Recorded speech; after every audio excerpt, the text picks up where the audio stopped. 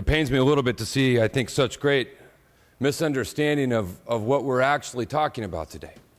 We have a chance today to do two things: to make California a more competitive place to actually create jobs, and to help ensure children have access to the American dream, to make sure they can have a college education. And more companies are having a harder time filling jobs that are available in the new economy because they don't have the workers.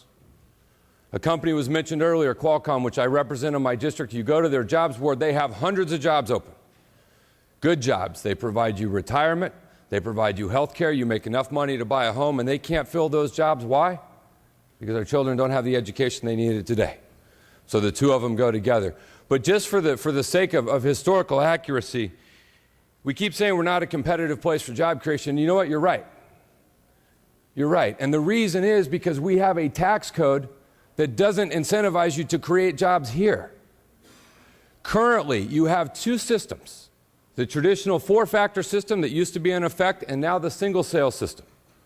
The four-factor system benefits companies that have a physical presence, employees and facilities out of California. Single sales benefits those that are in California. We are one of only one other state that allows companies to pick which one they want to file under. Now, guess what happens? All the out-of-state people pick the one that benefits them. The in-state people pick the other. But it's not the job of tax policy to hook up companies with what helps them pay less. It's the job of tax policy to create an incentive for economic growth in our state, which is why so many other states have done what we're trying to do today. Texas passed it, and you know, when they debated on the Texas legislature, we hear Texas, Texas, Texas. When they debated this bill on the floor of the Texas legislature, they didn't say, let us think first about what helps California companies, and let's have a tax policy that benefits them. They said, no, let's think first about what makes us an attractive place to go get California companies. Massachusetts, you may have noticed their governor, he's been in the news a little bit.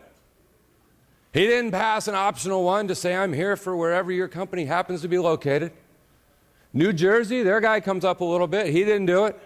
And I could go on, in Georgia and Illinois and Louisiana and Minnesota and all the places who put their companies first. But yet here today we debate taking care of other states' companies, and those same ones that come to you. And they say, no, you can't do this, it'd be bad. You ask them why they supported mandatory single sales in the state where they employ people. But yet they don't support it here because they don't employ people here.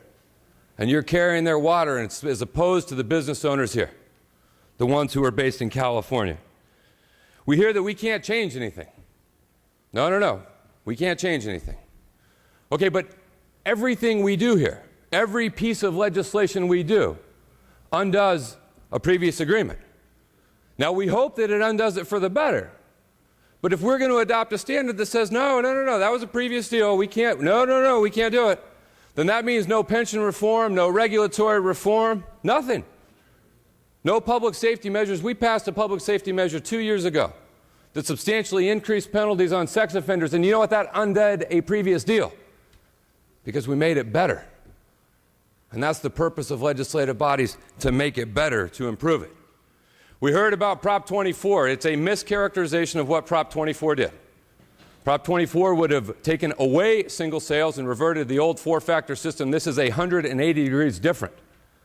The voters of California said we should not go back. I agree. We shouldn't go back to the four-factor system. We shouldn't even have it as an option. And so what we're doing here today is consistent with what they've said.